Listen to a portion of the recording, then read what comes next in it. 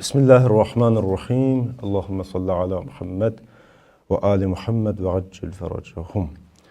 Em nome de Deus, o clemente e o misericordioso. Já falamos sobre o assunto do monoteísmo. Falamos que Deus Altíssimo seja, existe um Senhor único e apresentamos a vocês, irmãos queridos, irmãs queridas que estão nos assistindo, que tem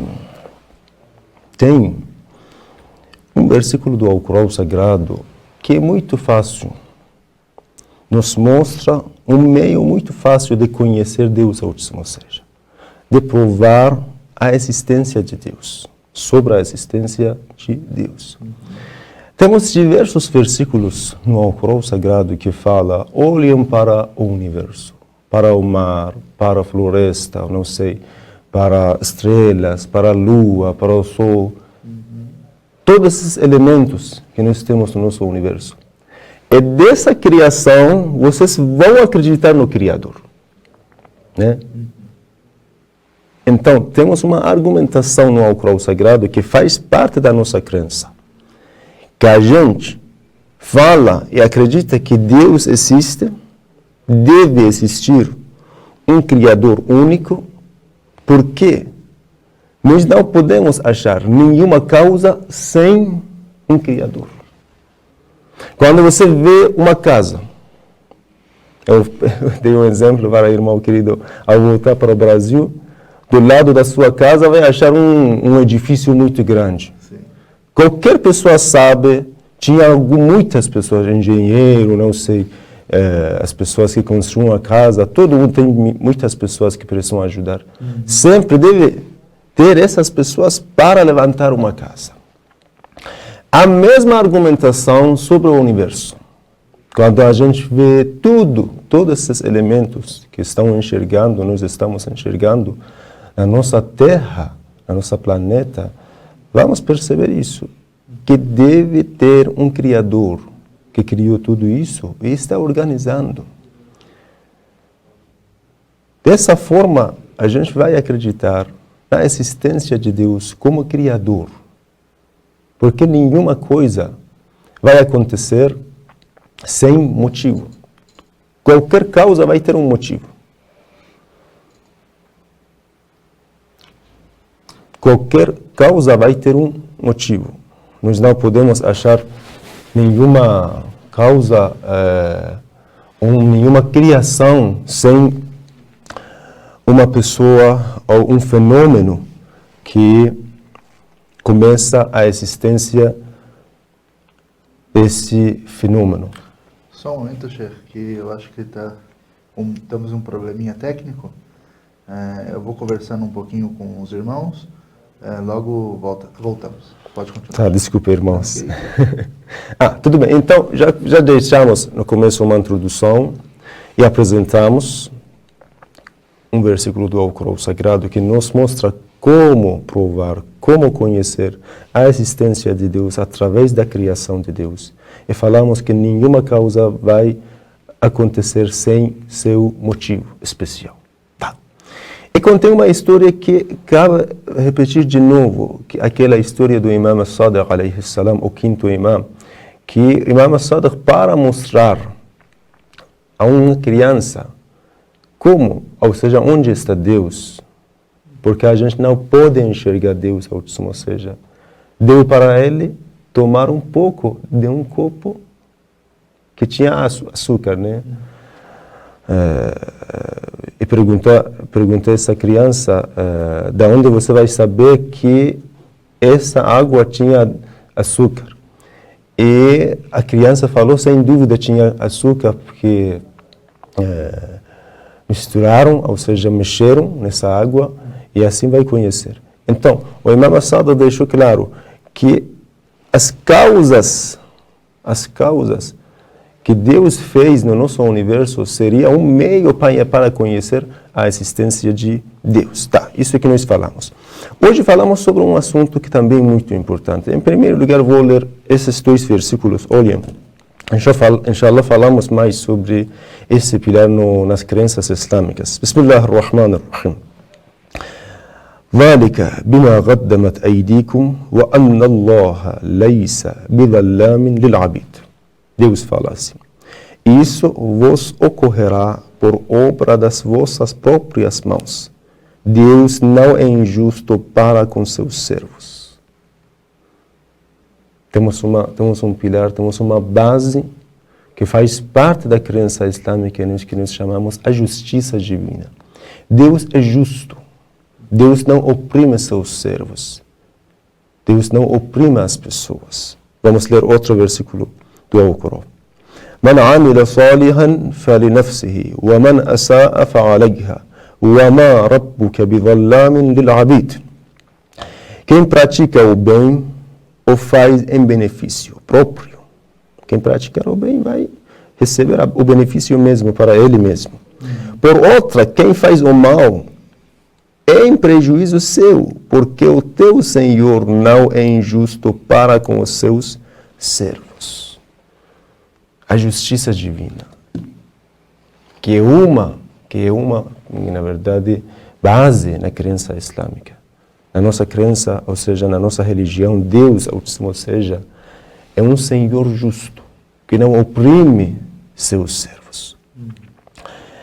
Temos uma argumentação bem linda do grandioso sheikh, um sheikh chamado Sheikh Tusi, que tem diversos livros, é um grande sábio, um grande teólogo muçulmano. Todos os sábios, todos os sheikhs, tanto na escola islâmica xiita quanto na escola islâmica sunita, conhecem essa pessoa. Essa pessoa é muito importante. Ele tem uma fala muito interessante, Sheikh Tusi. Ele fala assim: praticar a maldade, sabemos acreditar que Deus não é justo. O que vai acontecer? Ele fala assim: praticar a maldade é um sinal de falta e perda. Quando uma pessoa pratica uma maldade, uma injustiça, essa injustiça dele, essa maldade dele é um sinal de um tipo de falta ou perda dele, no dentro dele. Esse sinal, esses dois fatores que eu falei, não vai corresponder com a perfeição absoluta de Deus. Pois praticar algo de maldade ou surge pela ignorância. Uma pessoa oprime o outro porque é ignorante. Não é sábio. Não sabe que prejuízo está dando para outra pessoa. Pela ignorância, que Deus não pode ser ignorante, né? Ou por necessidade de conquistar algo. E também, Deus, ou seja, não vai precisar disso. Ele é soberano, Ele é dono de tudo. Não oprime outras pessoas para conquistar mais, pode ser não ser território, ou dinheiro, riqueza, qualquer coisa. Porque quando a gente estuda a história dos reis, dos governantes, eles oprimiam um grupo das pessoas, ataca para uma cidade, um campo, para uma região, para conquistá-lo. A riqueza deles. Por necessidade. Ele está sentindo uma falta, uma necessidade. Por isso mesmo, é obrigado de oprimir outras pessoas para conquistar, para realizar essa conquista. Mas isso não existe em Deus. Deus não existe em Deus. Porque Deus é soberano de tudo.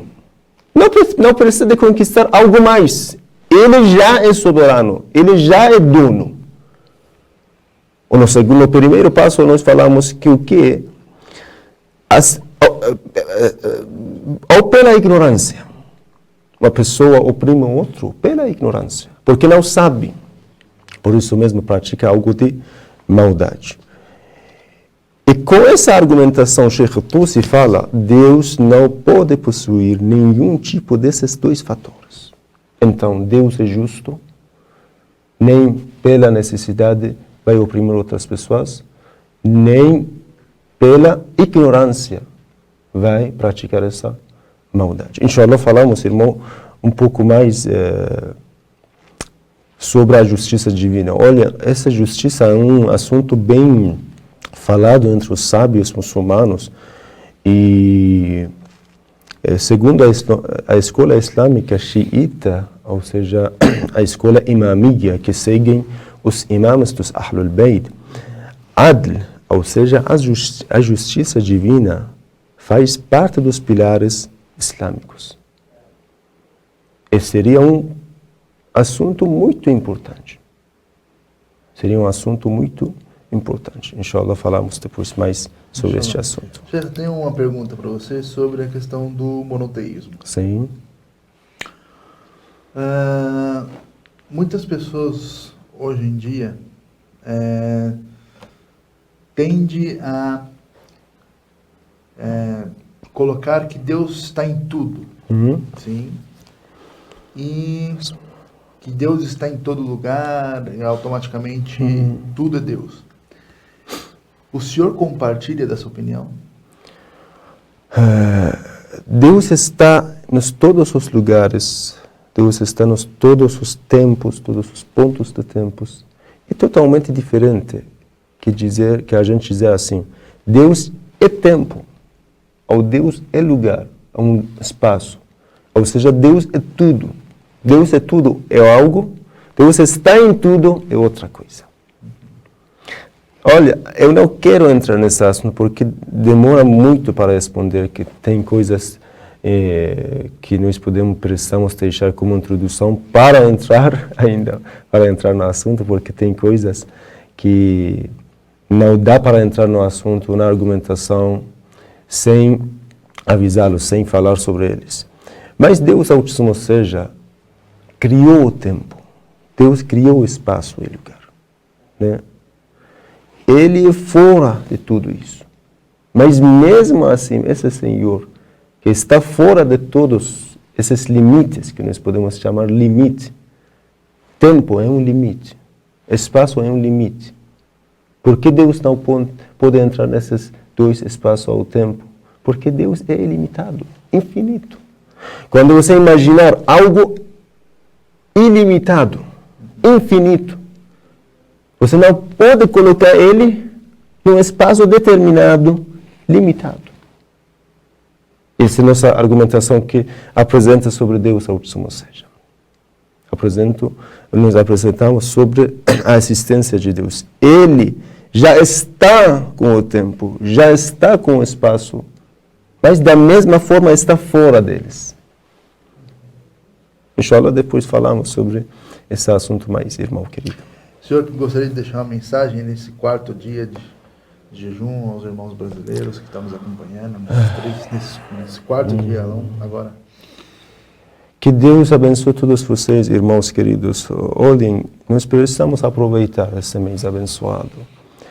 E quando a gente estuda a história do profeta Muhammad, que Deus abençoe ele e sua família purificada, esse grandioso mensageiro, quando a gente estuda a tradição desse nobre homem,